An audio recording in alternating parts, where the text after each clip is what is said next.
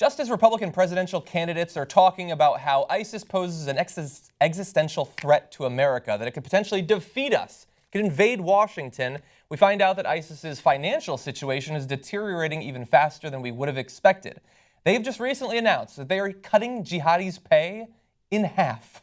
In one fell swoop, in half. It's like TYT over there, Jesus. Anyway, this is how much they were making. ISIS soldiers earned between $400 and $1,200 a month, plus a $50 stipend for their wives. Are they not merciful? $50. Wow. And $25 for each child. So you can see how they value those two things right off the bat. But they've put out this statement recently. On account of the exceptional circumstances the Islamic State is facing, it has been decided to reduce the salaries that are paid to all mujahideen by half, and it is not allowed for anyone to be exempted from this decision, whatever his position. Yeah, see how that actually plays out amongst the leadership. I think they'll find a way to get the money in the end. Mm-hmm. But I like that they are at least admitting that these are exceptional circumstances. Not that they're doing exceptionally well, but that they're having their asses kicked, unfortunately. And so that means that while they still remain a threat, while they can still either sponsor attacks abroad, they can inspire attacks abroad, the idea that they, as a cohesive force that can maintain control over territory and then perhaps invade sovereign states, that is an absolute farce. It should be satire. That's all it should be. But when you watch the Republican debates, you get the idea that it's a real thing. Right. So I'm happy that this obviously demonstrates that they're having a tough time. Mm-hmm. But at the same time, I don't think that this is going to deter crazy Islamic extremists from joining ISIS or being part of ISIS. They're not doing it for the money. When you have people that are willing to literally kill themselves and others in a suicide bombing, I'm pretty sure they're not worried about an extra $200 to $600 a month. I think you're definitely right. Like, I don't think that there's people who are kind of on the fence ideologically, or they're like, well, man, I really hate that these countries are bombing them, and so I want to defend them. I guess the pay's probably pretty good. Yeah, they're probably not doing that. Right. But we do know that a lot of people go over there, and then once they experience the absolute hellish conditions they're expected to live in, that they're not simply superheroes that virgins are being tossed to every few minutes. We know that a lot of them try to leave and end up getting executed on the way. So maybe don't go in the first place.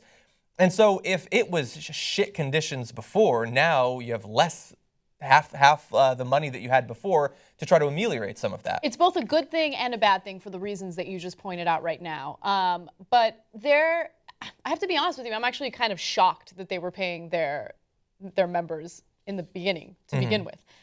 So I don't know. Paying them as much as they were, yeah. Yeah. Well, of course, I mean, they have the oil resources. They can extort from local populations, taxes, they would say, and they are still going to do that. And in fact, one of the outgrowths of this that could end up being great in terms of loosening any remaining popular support for them amongst those populations is that they put out as part of their statement the idea that, well, if you can find a way to get a little bit of money from the local populations, then you can use that to supplement your income.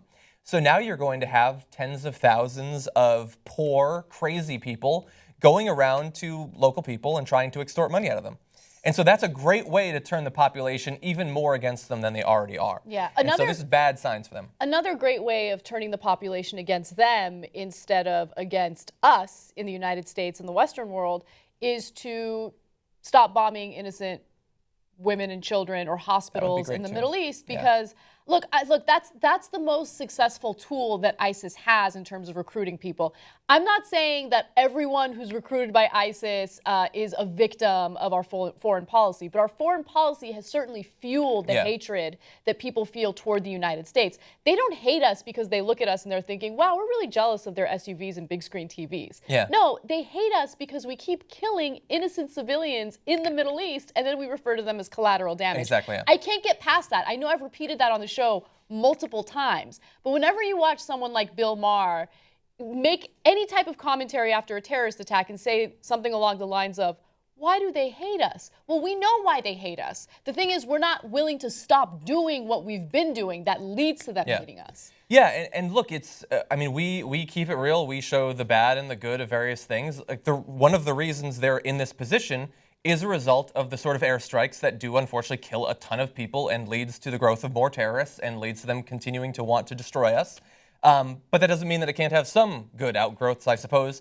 Silver linings, I suppose. I mean, apparently they dropped a couple of 2,000-pound bombs on a building that they had heard was storing cash, and they destroyed millions of dollars of ISIS money.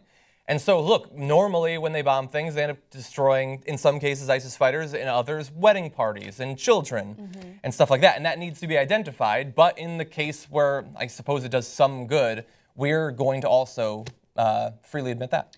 So there was this incredible expose that was reported by The Intercept earlier, actually late last year. And it got very little play. We covered it on the Young Turks. And it talked about the Obama administration's kill lists, their policies on collecting intel before doing drone strikes. And the whistleblower who spoke to The Intercept was very clear about the fact that the intel that's been collected is oftentimes extremely faulty. And members of our, Department of Defense know that, but they still go ahead with drone strikes and bombings, airstrikes, things that obviously end up killing innocent civilians. Yeah. I'm just saying, look, I'm not saying rule out all drone strikes, okay? Let's get out of the Middle East and let's not do, I mean, I would love to get out of the Middle East, to keep it real with you. But if we're going to remain in the Middle East and fight under this facade of spreading democracy to countries that don't really want the democracy, that in the very least, let's please be more careful with our intel. Let's ensure that it's not faulty before we do a drone strike or a bombing. Because more than anything, I want to ensure that innocent people don't get killed and we don't convince innocent people to join ISIS or other terrorist organizations.